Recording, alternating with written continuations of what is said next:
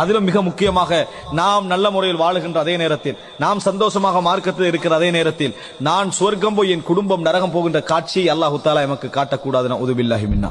எமது குடும்பம் சொர்க்கம் போய் நாம் நரகம் போகின்ற காட்சியை அல்லாஹு தஆலா எம் அனைவருக்கும் காட்டக்கூடாது. நஊது பில்லாஹி மின்னா. காரணம், சொர்க்கம் என்று அல்லாஹு தஆலா தீர்ப்பளித்து விட்டால், நரகம் என்று தீர்ப்பளித்து விட்டால், முதலாவது எங்கள் உள்ளத்திலிருந்து அகற்றுவது பாசம், உறவு என்கின்ற செய்திகளை தான். மகன் தாய் என்ற சந்தோஷம் என்ன செய்ய அங்க உறவு வராது, பிரிஞ்சிட்டோம்டா.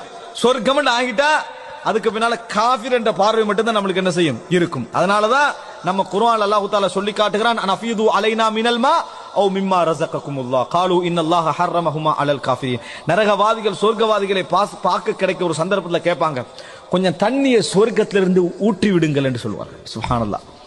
சொர்க்கத்திலிருந்து தண்ணியை ஊற்றி விடுங்கள் என்று சொல்லுவார்கள்.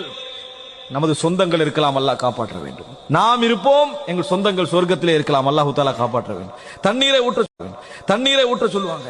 நம்ம என்ன தண்ணீர் என்றா நம்ம சொந்தங்களுக்கு இல்லாத விட்டாலே நம்ம கொண்டு வந்து கொடுக்கக்கூடிய ஒரு அம்சம். நம்ம என்ன சொல்லுவோம் தெரியுமா?